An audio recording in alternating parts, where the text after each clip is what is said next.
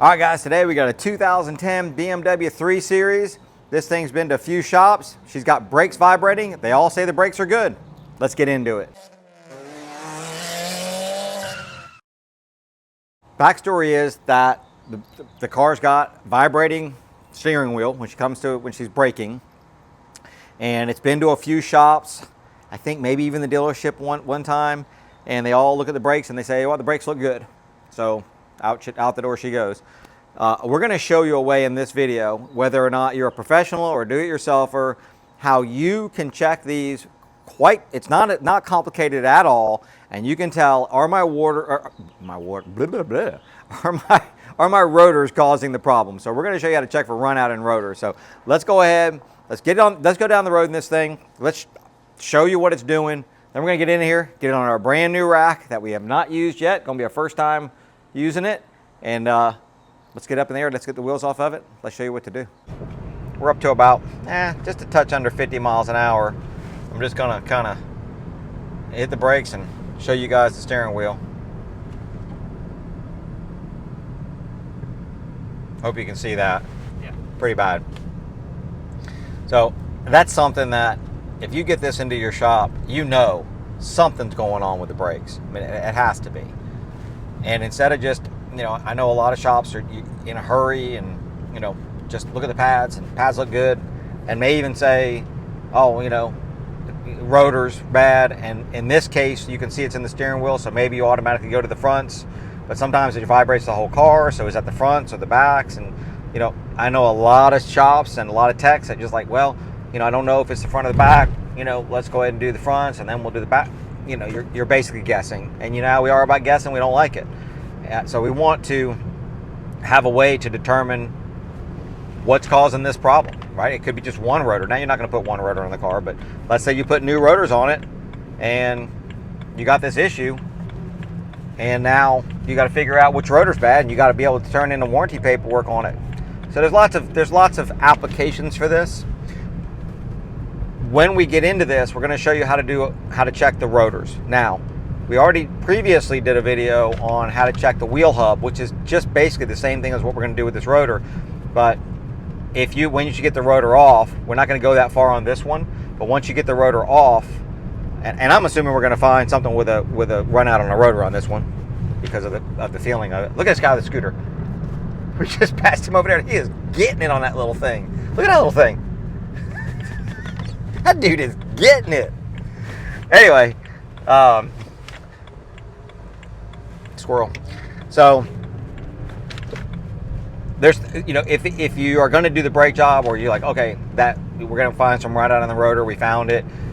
Yeah, the next step would be to go ahead and go to the hub, make sure that the hub is not a problem. The reality is you don't see that very often unless it's been impacted or something weird happened. We did have one with something weird happen, and so we did have that video. You gonna link that video down below? All right, sure, say to link that video down below. But we're gonna show you on this one how you can run down to, this thing vibrates all the time when you hit the brakes. You can run down to Harbor Freight, and I was doing a class on brakes, just teaching brakes, and it was half classroom, half in the shop. And when we went to go into the shop and show how to use these tools that we were going over in class, one of them being a runout, a dial indicator, went into the shop, I was like, we don't have one of those. So it's like, okay, well, got to have something. So I had to looked up, there was a harbor, not a harbor, there was I can't even remember the name of it, some tool place. It was like right across the street from where I was at. I went in there, they didn't have it. So I found a Harbor Freight, it was like 3 miles away, jumped over there and bought two of them. They're like $35 each. And went back to the shop and said, here they are. So these, and they're on Amazon. You can get these things easily. You don't have to go crazy and buy like super expensive thing. If you're going to be measured, there's certain things that you would want a really high-end dial indicator, and then there's other things that are like, I can maybe go a little bit less expensive. We're gonna be looking at some tolerances here that are kind of tight, but not so tight that you need like some crazy certified $500 dial indicator. Now the $35 one, $40 one might not last as long. So if you're doing it every single day, yeah, you may want to purchase something a little higher, but especially for like a do-it-yourselfer, you're going to be in your garage and you just want to like make sure your brakes are good, because this is something that I recommend doing when you've got the brakes and you put it on, you put the rotor on, so you're done with the brake job. You've said, okay, needs rotors, needs pads. You've done our whole brake job. We got a whole video on that, how to do it right, cleaning it all up, and you say, I got it right. You put it on, and I would recommend checking it with a dial indicator before you ever let the car go, or before you ever go test drive your own car. We had one where I was teaching again. This was up in the Northeast. We were doing this class, went in the shop. They had all the stuff, and one of the students in the class, her mom had, her mom's Jeep was there for brake job. I said, well, that's perfect. Let's do one of the wheels. Let's do a brake job. So pulled it all apart and cleaned up the hub really good, we thought. Put the rotor back on. I said, all right, now let's check the runout. Let's be sure we're okay. And I'm expecting this thing to spin zero and have everything good and wonderful, and it did not. That thing was sitting there, and I'll show you what that looks like. But I'm like, okay, well, this is not good. We got to figure this out. And it ended up being, because of, I'm not used to that northern, crud that's on the hub. It looked like it was okay. We ended up having to take some scrapers and scrape that hub and get that thing where it was clean. I mean, it looked clean, but I was running my fingernail on it and I could feel the high spot. We scraped all that off, put the rotor on it, checked it, and it was good. Had we not done that on that vehicle, that rotor would have been installed, would have gone down the road, and sometime in the next, couple thousand miles, probably at the most, it would have come back with a vibration, and somebody would have said, those are just junk rotors. And it would have had nothing to do with the rotor. It would have had everything to do with the fact that that hub wasn't clean. And here's the downside of it. Another rotor would have got put on it, and it would have done the same thing, and then another rotor, and same thing, and it would have just been a domino of just rotors from here until eternity, until somebody cleaned that hub up. So this is a good, what we're going to do here is going to be good for you to check your rotors, make sure that they, are they causing the vibration? Which one is it, or which ones are causing it?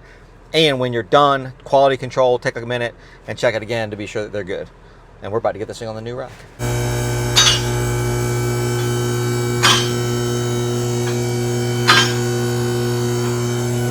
Nice. I like that. Got the dial indicator on this side connected. I want to just show it to you. I will show you how to use this, right?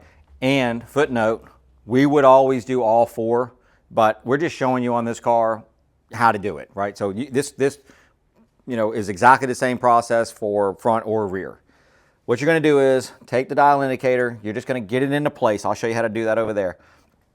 I do not care one bit about zeroing this thing out. You're going to see people say, zero it out and get all that. You see how me even touching it is moving this thing around because I'm bumping it off of here, and I don't care about zero. You'll spend all day, watch, trying to zero this thing. Watch this be the first time I ever zero it perfectly. There we go. See, I'm not all about it, right? I'm not even going to keep trying. All I care about is how much it moves. That's all I'm looking for on this. Is I'm not looking for it to be a number like, I'm setting it up and zeroing it and then watching it. I am literally looking at that needle and going, how many thousands does it move? Each one of these little hashes is 1,000th, okay? Now you're gonna have to look up the spec for your car, but I will tell you, they're pretty tight. 2,000ths is generally gonna be a vibration. So if we look at this one, we're gonna be, just watch how far it moves. So you're gonna take its highest point. There's its highest point right there. Right, so whatever that is, what is that, 92, right? And then see how far it goes. How far did that just go? 3. 90 what? Went to what? 95 now. 95, so there's 3,000. And so if I just sit here and turn it, you see how far it's moving. That's what you're gonna get used to doing, is like, oh my gosh, that's a lot. Now don't be sitting there bumping it while you're doing it. Let's go ahead and take it. So we know this one's bad. This one is a problem. What should you want to see? I mean, I'm looking for 1,000th or below, but there's a spec. So if you look it up, you're going to find the spec for the car that you're working on, and I will promise you there's going to be a runout spec for that vehicle. So here's this one right here. All I'm doing is clamping it. You can clamp it anywhere. You can clamp it up here. You can clamp it anywhere you can get it that it's going to be stationary. There's a little lever right here. Undo that lever. Now that lets the little snake move around, right? And there's a nut right here. And this nut you're going to tighten up and loosen up so that when you turn this, it pulls the cable in here and tightens this down. So you're going to just kind of get this into a position where you can see it, and then try tightening it down and see if it's going to, and you'll see that sometimes it's going to want to walk and move, and this sometimes is where the higher quality ones might be a little bit easier. And you got to make sure it's actually got movement. So see where it can move in and out. All right. Let's try this one. So here we are. Again, I don't know, but let's find out what this is going to do.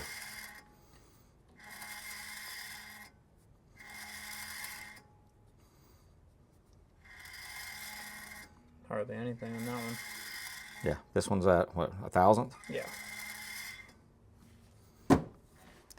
I want to be sure I'm not moving it around. Because sometimes the act of turning it will push it off, so you got to be sure.